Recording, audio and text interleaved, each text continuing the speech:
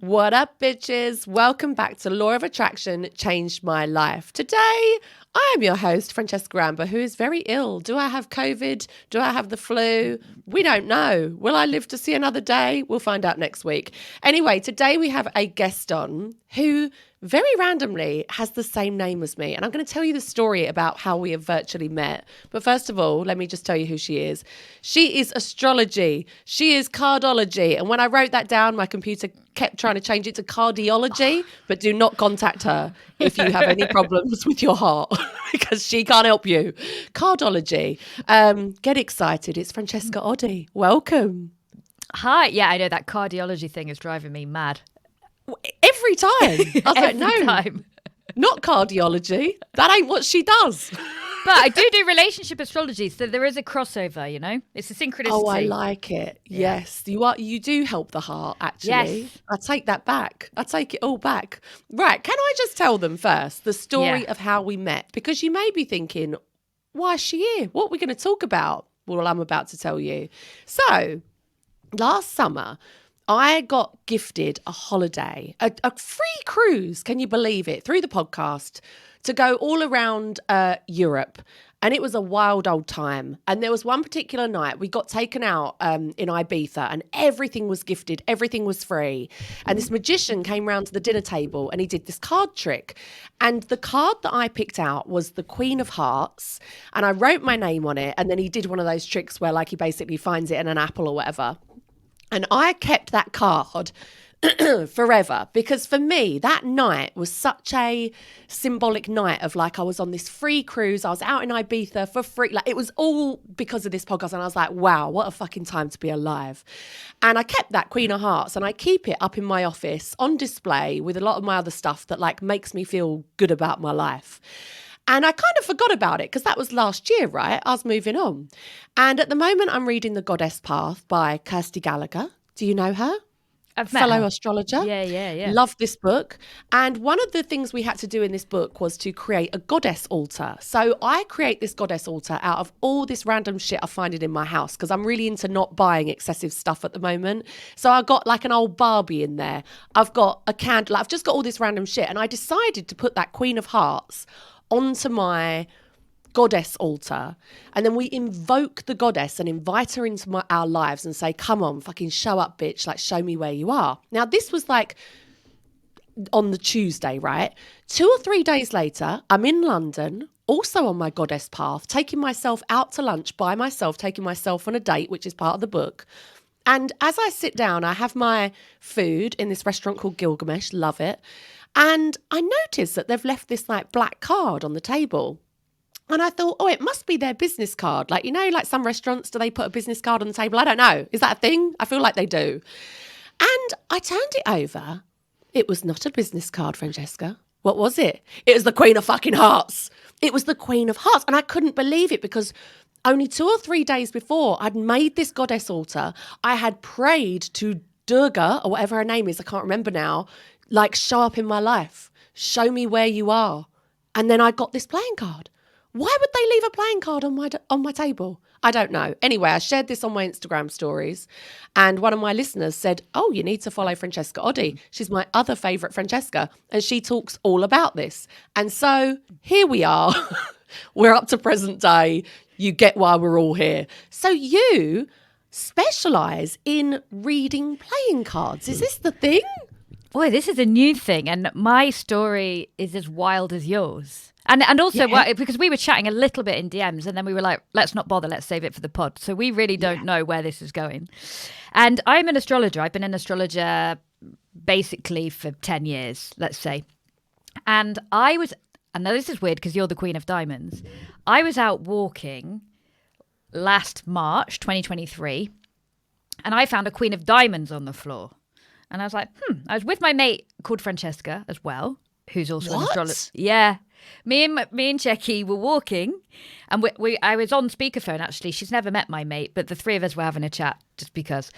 And we kind of stopped, looked at each other, and I took a photo of it, and we carried on walking. And then when I got home, I'd been gifted a book called Love Cards. And I already had a playing card book, another one, because I've studied numerology and I wanted to know all the things, and I've always loved playing cards, and I knew there was a crossover, and I've studied tarot, blah blah blah, and so I get home and I'm like, I read about the Queen of Diamonds. What's this synchronicity? What's it mean? And then I was like, oh, I've discovered something. This is exciting. And I'm taking photos, sending it to Jackie, sending another photo to this friend, sending another photo, reading about everyone, reading everybody's playing card, getting obsessed, find the author, go online, just absolutely mad. And I go home with nothing but these books. And then that's it. I've studied and I've studied and I've studied and I've studied and I've qualified. And this playing card system is astrological and numerological. It's phenomenal. It's so good, but nobody knows about it. And it wants to be known now. Do you know much astrology? Do you know your chart or anything? Do you know what? I'm really ashamed to say that I don't know much about it at all. When people say, oh yeah, my moon is this and I'm like, what the fuck? I'm just an Aquarius and I know that we're the best, superior sign. That's all I know. That's all I know. So no, I don't know anything. Enlighten me. Well, you're an Aquarius, and yeah, Aquarius are the best. And you've got Jupiter at 0 Aquarius, the very first bit of Aquarius. So if the sky is literally, if you close your eyes and imagine a massive circle around you and break it into 12 pizza slices, each sign of the zodiac starts at 0 and goes all the way through to 29. And so you are kind of middle of Aquarius because you're the middle of 8th of Feb, but your Jupiter is at 0. And what happened last year, some of the people listening who are into astrology will know that one of the planets moved to that point in the sky, awakening it. And Aquarius is about power to the people. It's about community. It's about freedom. I guess, what do you think Aquarius is about as an Aquarian? Yeah, what do you think being an Aquarian is about? I think they are kind of unusual and don't really conform to the normal kind of stuff that everyone does. And yet freedom is a massive thing. And I guess a bohemian lifestyle as well, being able to live outside of the normal constraints, I think. Exactly. Yeah. And it's about being unconventional, not following hierarchy. And it's traditionally throughout history, when you look at when Aquarius has been amplified astrologically, it benefits the people. The masses. It's not about snobbery or any of that. It's just the people. So tell us more. So how can we combine astrology and cardology? Not cardiology, cardology. I sent a newsletter out last week and it said cardiology. I was so annoyed. Oh no. It just keeps auto-correcting. How do you combine it? Well, it's because it's like using numerology. If anybody uses numerology, which is amazing, because it's is just, it? Yeah, great. I bet you're a 3. You seem like a 3. 5, 8, 2. 1 add 5. Oh, you're a 6. Oh, 6. What does that mean?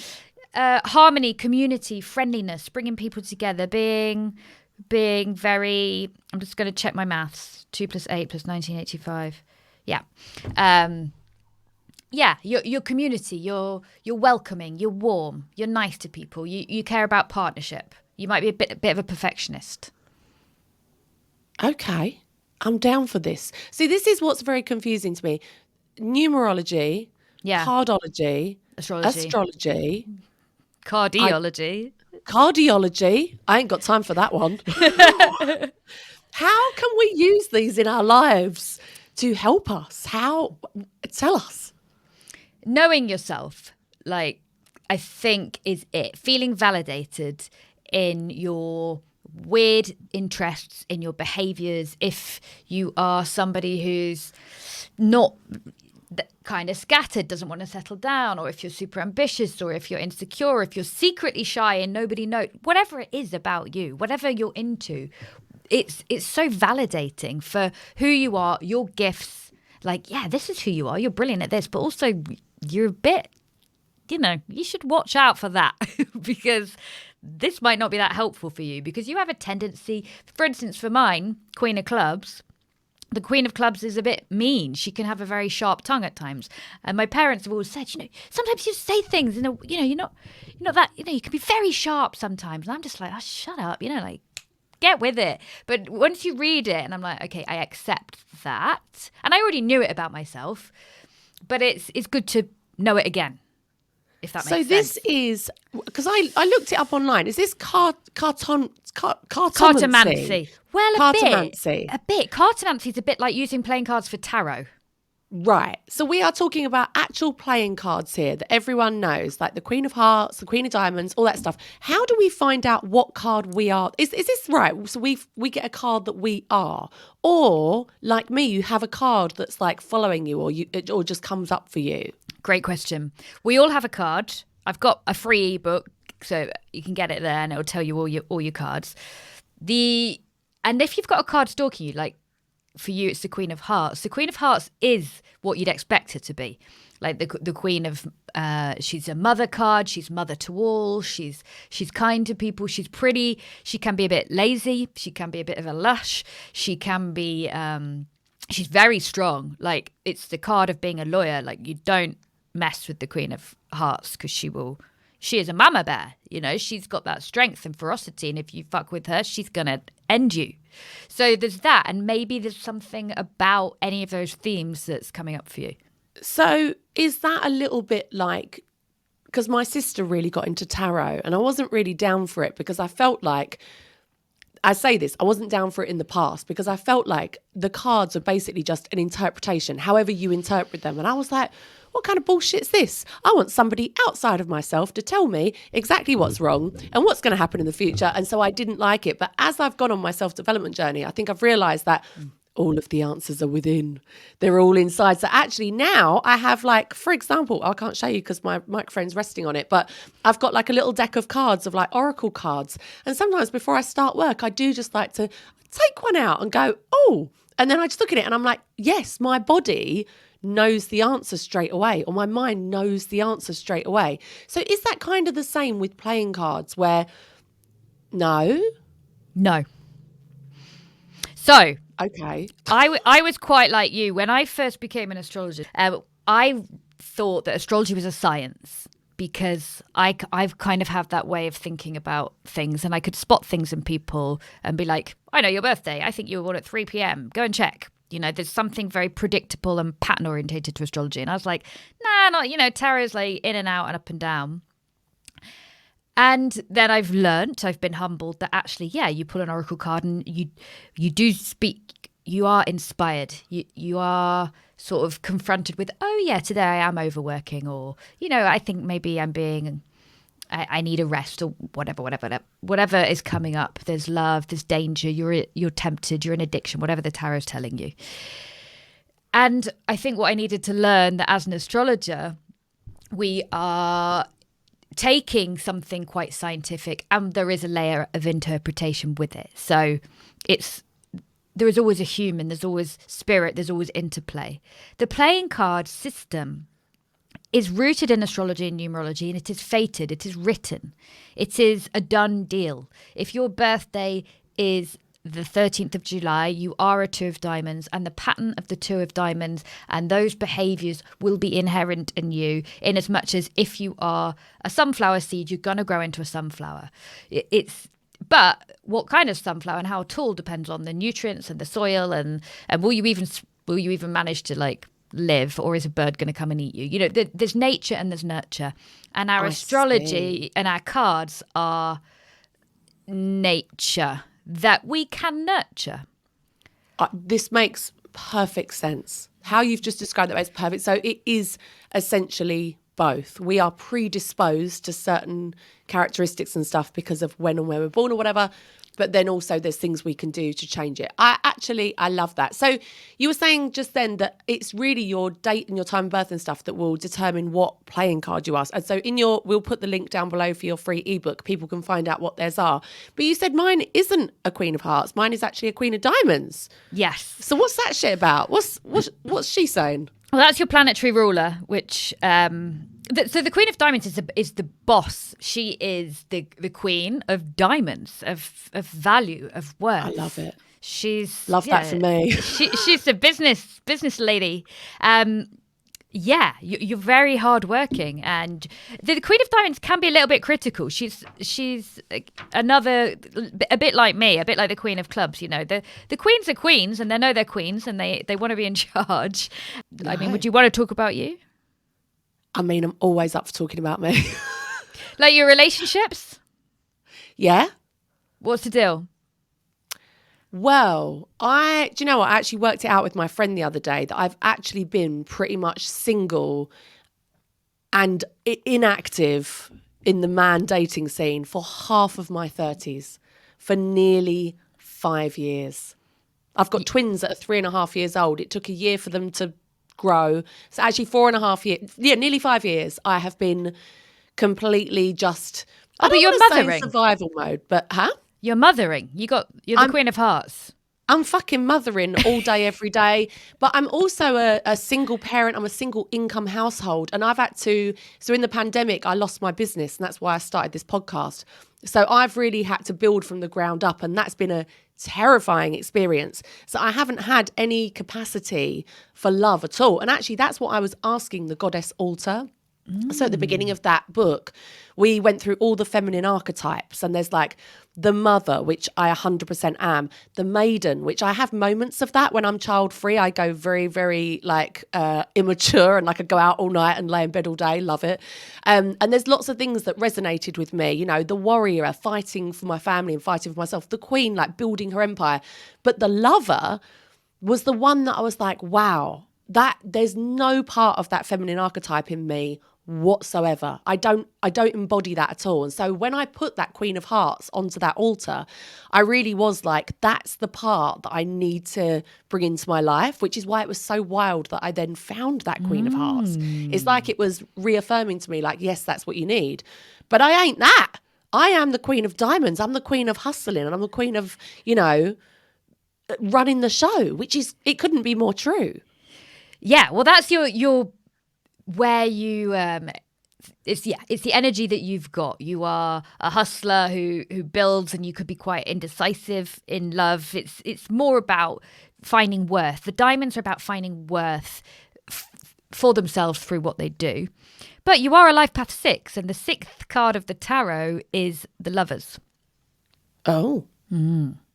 Which is interesting then, that you do want to bring it in, because it's not like only the Queen of Hearts gets married, and, you know, or it's not about marriage, but you know what I mean? It's not only that the Queen of Hearts is the only one to fall in love. It's just, it's not as much of an easy journey. Right. And also maybe not so much of a priority. You know, you see these girls all the time like, I dreamed of my wedding since I was a little girl. Fuck that shit. I was dreaming of my like lovely lifestyle. Empire. Yeah. Dreaming of my yacht. Like, no, like it's just not that important to me. Like, it would be lovely, but it's not like I'm not going to die because I don't have it, you know? You like freedom, don't you? A lot. Freedom is very, very important to me. That's like my number one thing. I'm like Nelson Mandela. I just want that freedom. That's all I want, please. As long as I have my freedom, everything else is like absolutely fine. I'm not like Nelson Mandela. Can I just say I'm not like him at all? He is like revered. I'm a little basic bitch podcaster. Let's just get that straight. That was good though. I enjoyed that. No, you can. My chart's pretty similar, and I think this is something that as an astrologer, I'd love to be able to say, like, you're not going to grow out of that. You're never going to meet somebody who's going to make you not want to be free. The goal for you would be finding someone, maybe international, by the way, someone abroad. Or long distance. Yeah, a bit long distance, a bit of just very unconventional. Like you said at the beginning, you're an Aquarius, a very unconventional setup. Not even living together, maybe. Now you say that, I always say to people, my dream man is someone that is not available all the time, like either an oil rig worker where they have to go away for 6 weeks at a time, or like Drake, like, you know, like he's not available all the time. He's got shit to do. So either an oil rig worker or Drake. Either or. But that's funny, because that's when you say to most people, like, you need someone that maybe lives away or what. Most people are like, oh no, but no, that's exactly what makes I would sense to you. Makes sense to you. Makes sense. Yeah. Tell me more. Because as well, like someone said to me the other day, oh, you always like people who are unavailable. I'm like, yeah, because I'm not available. I've got shit to do. You know, I'm busy and I like being on my own as well. But yeah, the international thing works. And also that doesn't mean you can't be very much in love, very connected, have a very loyal and healthy and like enviable relationship with someone, but they're just not in your pocket. You just don't have to be living in the suburbs, doing suburb things with your partner, going for dinner parties, because that's not you anyway, I don't think. It's not me. And it's also so funny that you just said that, because I moved to a little village in the countryside in the pandemic. And one of the things I often ask, like, I love it and my children have a lovely childhood. But the one thing that just keeps coming to me is that's not me. Like exactly what you just said, that's not me. It's lovely and it's amazing for my children and I'm having a very lovely motherhood, but it's not me. It's not. No. Hell. You could be there because you like community and you like people, and I'm sure you're dead social and in and out and doing your thing and being yourself. And as well, as long as you're being yourself, that's fine. But do you know Francesca means free? Lover of freedom. Does it? Get out of town. I never knew that. Yep. It does. It means from France or free. Oh, yeah, I knew that. From France, but also free. So a life path 6, what does that mean? What do I do with that? Is this numerology now, the life path 6? Yeah.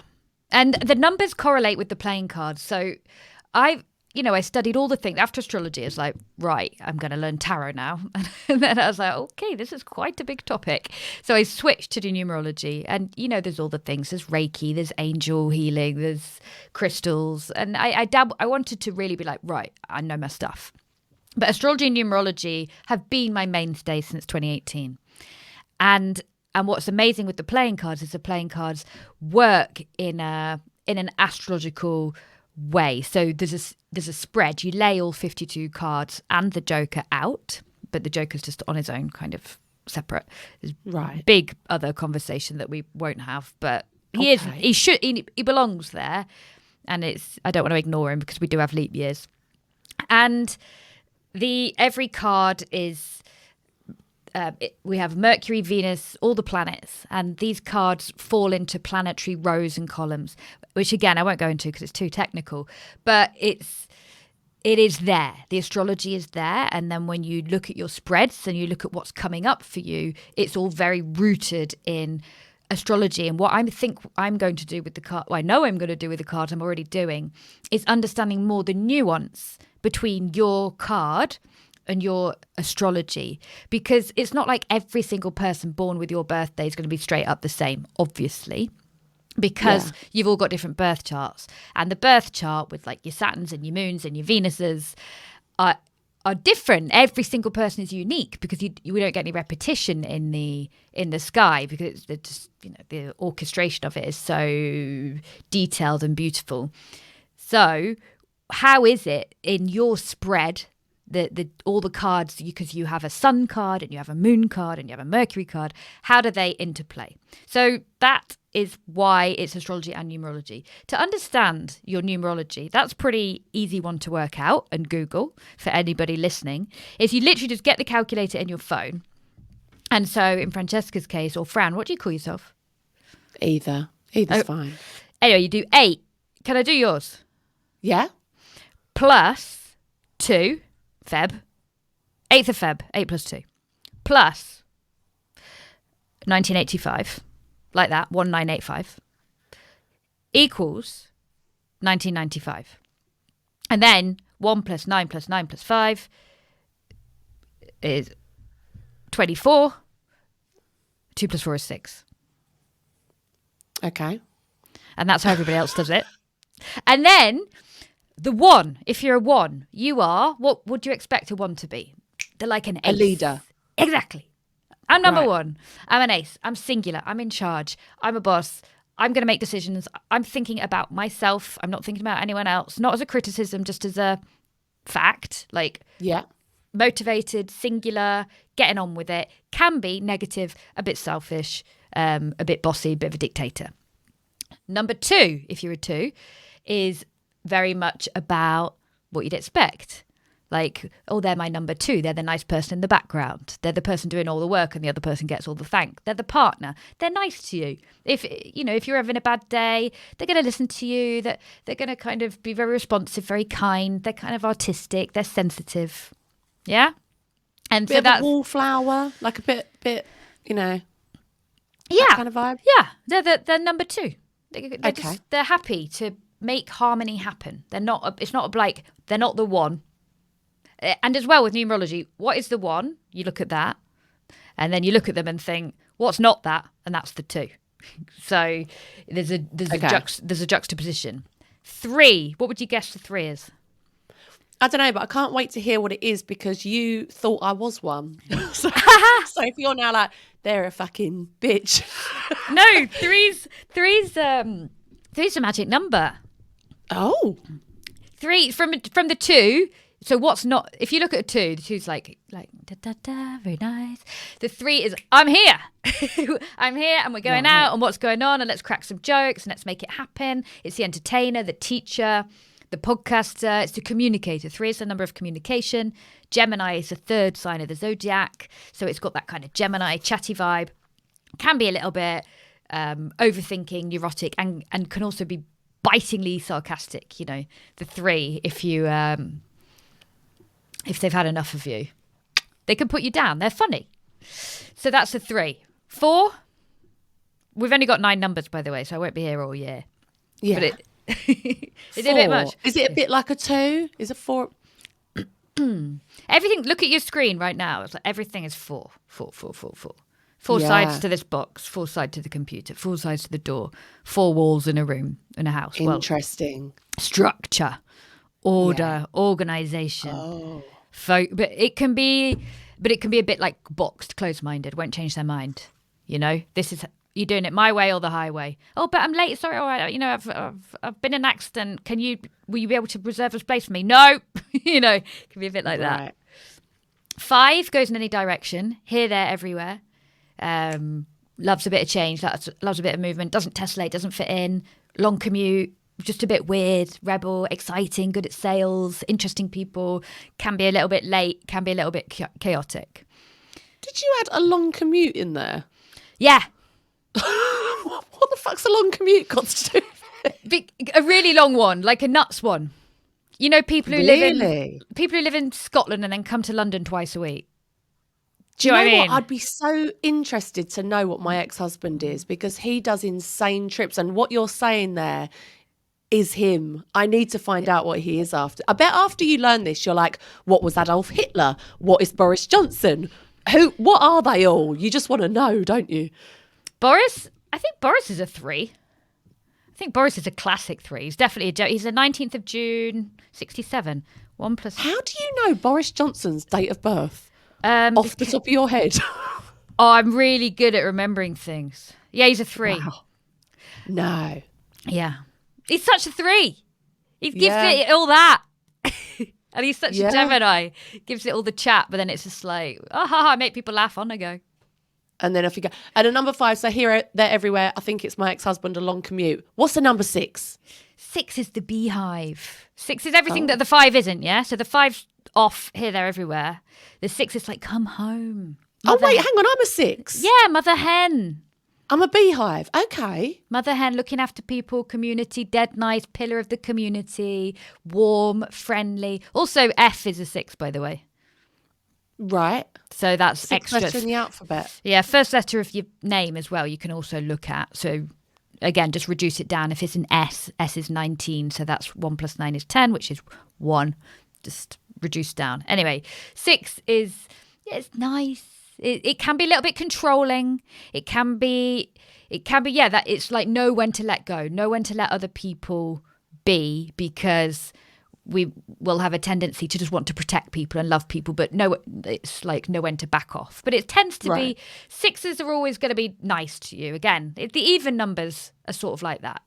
7, they don't tessellate that out on their own, being a bit weird, being a bit different. 7s are... they're in their heads a little bit. They're thinking about things. They're very creative. They need time alone in the garden with their pets, and they ask questions. They're kind of natural teachers. 8. Do you know anything about 8? Oh, the infinity sign. They'll live forever. They've got endless knowledge. I don't know. 8, yeah, 8. The Chinese love 8. A lot of people know that. You know, Asians, they just want to live on the 8th floor in the number 8. 8 is money and power. It's strong. It's like Scorpio. Scorpio is the 8th sign of the zodiac. So it's like if you know what Scorpio is, it's like that money, power, mystery, magnetism, strength. Right. They can be quite hard. They can be quite tough nuts. And then 9 is the final one, and that's where you let go. It's 9 to the upside down 6. So they're taking inspiration from up high. They tend to be quite wise, old souls, and they're really generous and very humanitarian, and they give things away. But also they need to know when to blow off steam and let some of that emotion go. So this is very top line. You can Google a little bit more about your number. But it's really, for instance, I've had clients or friends who were an 8 and didn't know they were an 8. And they were just going through life. But when you tell them, you're powerful and you could be quite good with money and finances, a bell goes off in their head and they're like, somehow they know that's true. Or they've always had a latent interest in it, but they've been rejecting it. And then when you can step into the full flow of who you are, that's when the doors open. And as a 6, it's really helpful, I think, to be like, okay, yeah, no, I do really enjoy being nice to people and building community. And there is a friendliness to me, but also I do need to know when to back off and let other people, just know when to back off. So once you know your life path number, how do you go forward? Like with numerology, like, is that it? You just know your life path number and then that's it? Or is there more? No, there is more. There is more. But you can do your whole name. Every letter has, the whole name. And then you do the vowels and the consonants and they have meanings. And then, you're born on the 8th. That's good. Yeah. You got some 8. Yeah. And wait, you said that this year is a very big year for us because not only have we got the same name, but we also are the same age. Why is this year, this year as in 2020, what year are we in? 2024? Being 39. Being 39? Yeah. Is it? So what does that mean? What do I have to do? Well, I've just been at an astrology conference in the States, which was amazing. So good. One of the best things I've ever done. And the astrology conference was also born in 1984. And the astrology conference was turning 40. And there was all these lectures on the importance of, like, the relevance astrologically of turning 40. Right. And one of the main things, I don't actually, if you got a moon Mars, let's have a look. I don't think you do. You do. Is that we get a little bit more cutthroat when you're turning 40, but some people more than others. But either way, there is a turning point of just knowing more clearly what you want and being more feisty about it. So did you have like a very wild Saturn returns? Savage. So that's 30, right? The year you turn 30? Yeah. So this is purely what I know from Caggie Dunlop's podcast, Saturn Returns. But for those bitches that don't know what the fuck we're talking about, so when you're born, all of the planets are like moving around all the time, right? And the one that takes the longest to orbit is Saturn. And that takes approximately 30 years, or exactly 30 years, something like that. 29 and a half, yeah. 29 and a half. So that planet will literally, all the planets will move back into the position that they were when you were born, when you're 29 and a half. And so people tend to have a very life-changing Saturn return when you are about 30. What was yours like? Savage. In what way? I'll tell you. Oof. It was, so I was into astrology. It started, 2014. And I just remember being at work one Friday night, just like in tears. I was in a co-working space. And everything was just going wrong. Everything was wrong. And it's not like everything had been right before.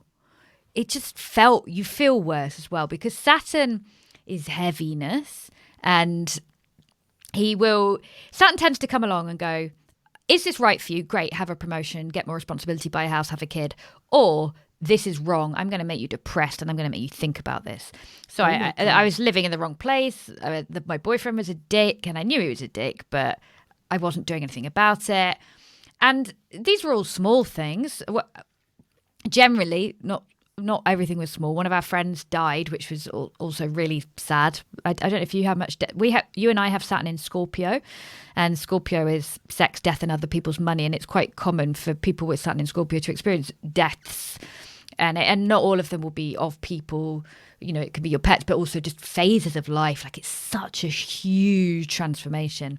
And eventually I met this amazing psychic at a networking event. I was promoting some insurance product at a networking event, and I met this psychic, and I was like, hi, how are you? And she's like, I'm knackered. I was like, yeah, same. And we're like drinking our shit red wine that you get at free events. And then she told me what she did, and she was like, oh, I blend holistic interior design with my other business. And I said, what's your other business? She said, I'm a clairvoyant. I was like, what? Go on then. And then she sat me down, and she gave me the best reading one of the best readings I've ever had. I've had, that was always my line. I've actually, Rosie Morgan, medium, who is psychic in my club. She's so good.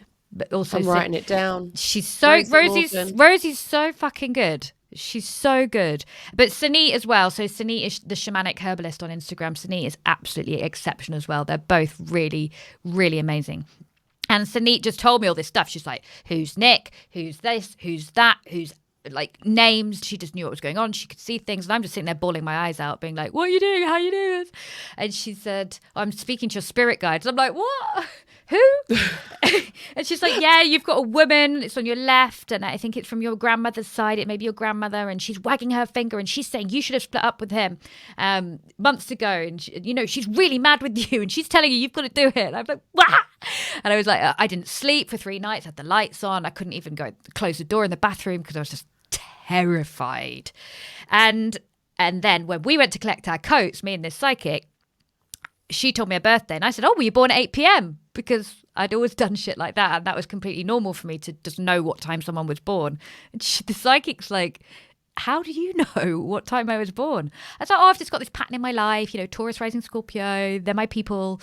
And she's like, that's it, you're an astrologer, you've done it in all your past lives, you're going to be an astrologer. So that was my Saturn return. And then of course the rebel in me didn't want to be told by my ancestors that I needed to dump my boyfriend. So I was like, I'm not going to. Maybe it was a test.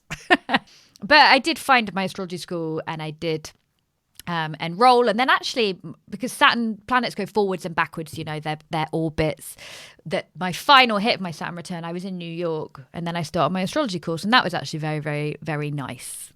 Okay. So it was quite transformative. You changed your, like, that lady told you basically what you should be fucking doing with your life. Thank God, because I was being so stupid. The universe had to send me a messenger who would verbally slap me around the head and spell it out to me, because I've been obsessed with astrology for like 6 years, but I was too dense to realise that I could make it my career, because I didn't know.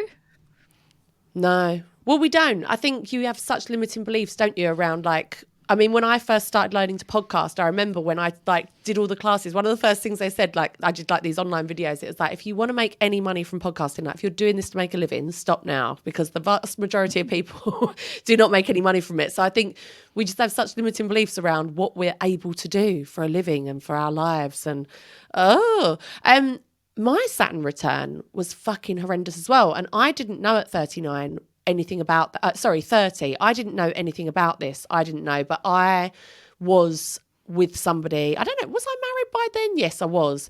But I was just so deeply unhappy. So it's so interesting when you say like Saturn will just make you really depressed and be like, this is fucking horrible. Like, are you sure this is the path you want to take? And my 30th birthday was like one of the most awful times ever, like just heavy, making me question everything. Like, and I guess all this stuff is just very empowering, because I wish I'd known back then what I knew now, because I really was so clueless. And although my mum had taken me to spiritualist church when I was younger, and I kind of knew about like clairvoyance and stuff, but it's like, I feel like going to a spiritualist church and getting a message like that is, again, kind of taking your power outside of you and wanting to see the best psychic, wanting to see the best person that's going to tell you, like, dump that man, he's terrible or whatever. But actually, like, I think with a lot of this stuff, your Saturn return, knowing your star sign, knowing your numerology, it actually gives you all your power back, doesn't it? And you start to trust your intuition more. Totally. Like. Yeah, really well put.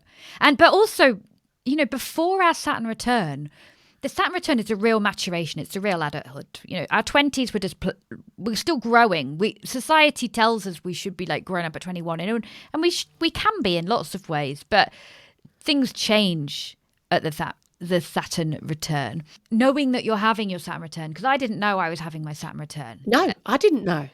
And now they all know.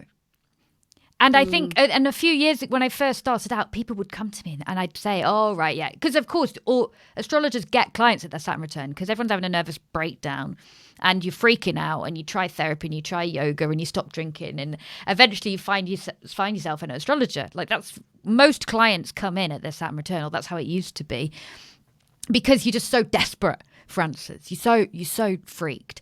And I think these days people know they're having their Saturn return because astrology is so much more popular. And I think that's really helpful to know, because we didn't know. We were just having a shit time. We had no fucking clue why life was falling down around us.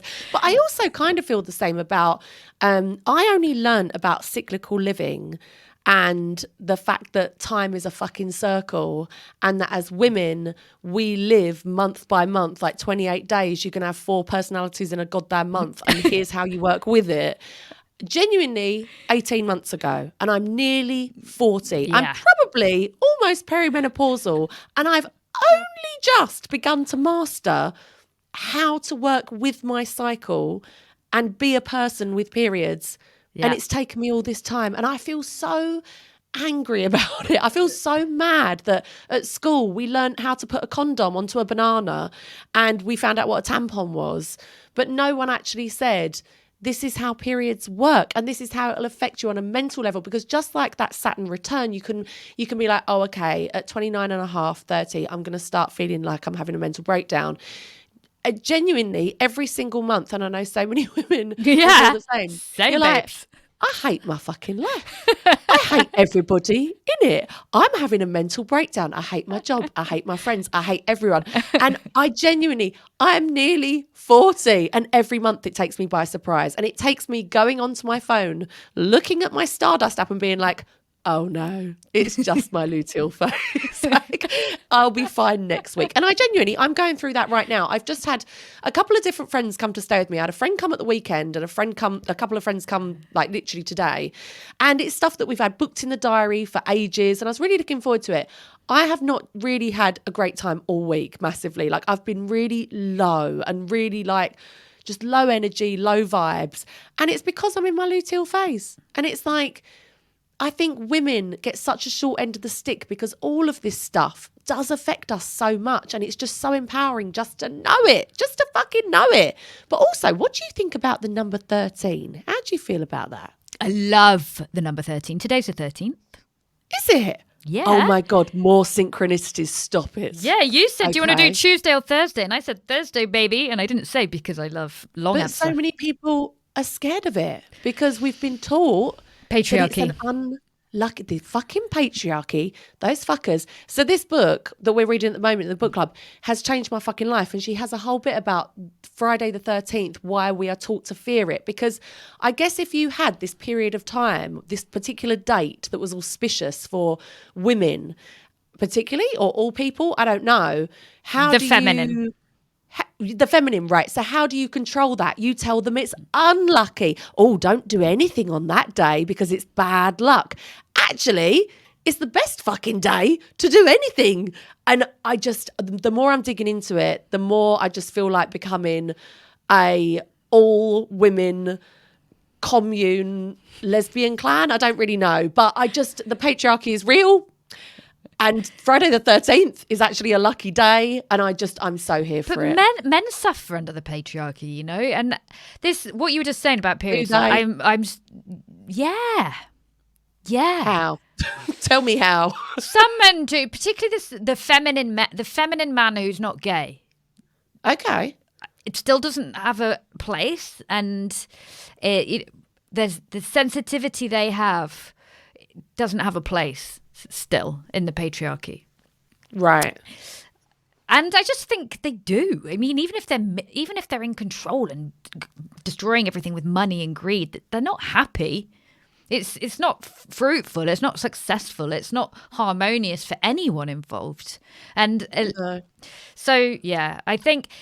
And what you were just saying about periods and cycles, like, oh my God, yeah, we didn't know. And now the ability to like run my business around how I'm going to be and take naps, you know, just look after ourselves and not feel like it's a shame and not feel it's a crime to just stop a minute. Yeah. But I think, isn't that like, so feminine energy is like resting, restoring, nurturing, and the masculine energy, which I am balls deep in my masculine energy. I am almost a man at this point, is like, be productive, keep going, strive, like fucking work. And that's me. And I still struggle to get into my feminine energy. I've got my child-free weekend coming up tomorrow. I get one a month and it's such sacred time to me. And I feel like I should be going on 5 dates. I should see my friends. I should catch up on work. I should, I don't know, wax my entire body. I feel like all of these things need to be done.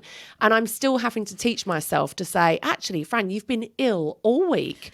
You've had 3 people staying at your house. Just fucking rest. But it feels so counterintuitive, doesn't it?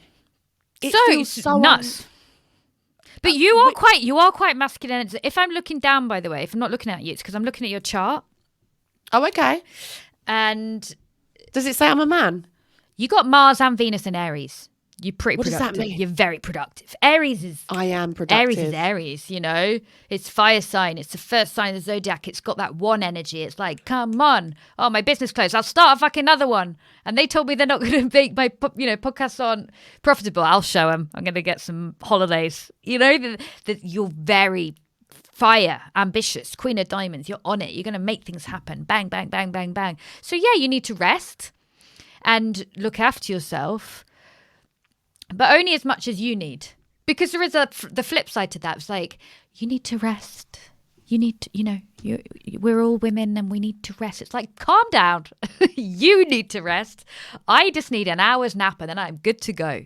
Also, the other side of it, Yeah. Do what feels right. It's not about like being societally pressured into like being productive, but also understanding that you are who you are.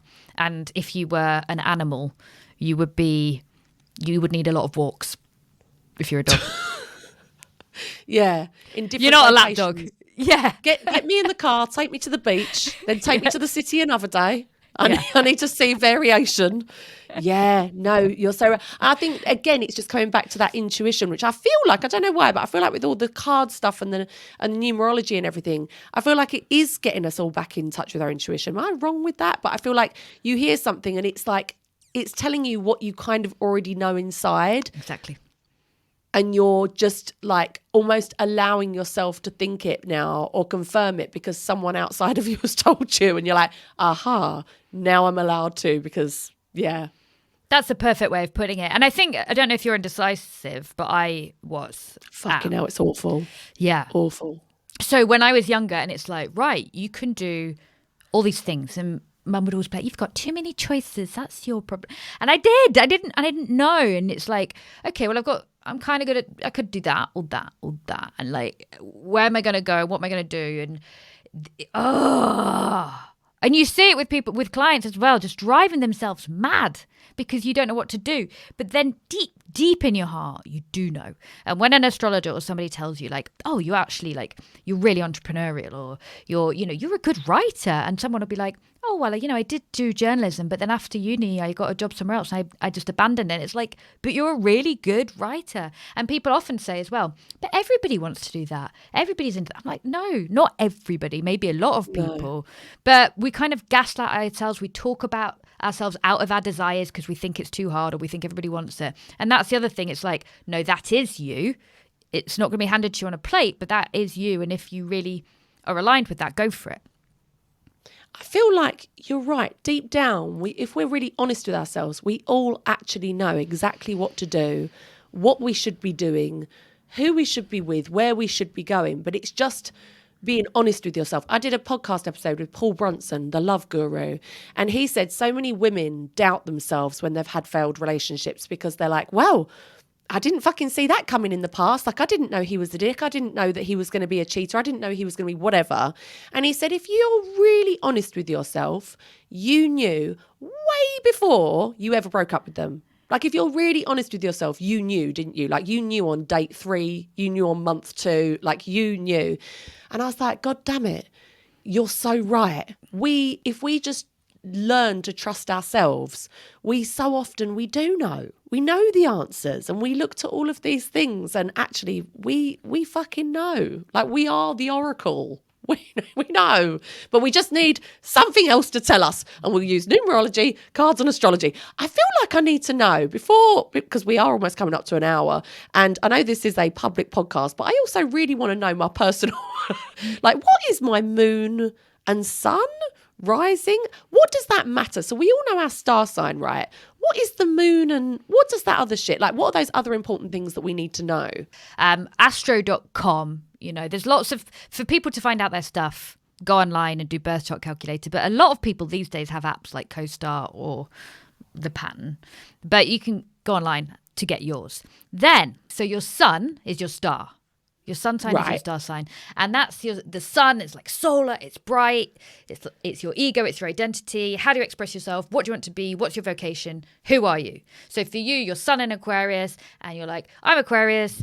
I'm going to do the podcast, and I am outspoken, unconventional, everybody's friend, etc., etc. You're very, very Aquarius, and it's in the 10th house, so it's your career, and it's very close with Mercury, and Mercury is a planet of communication.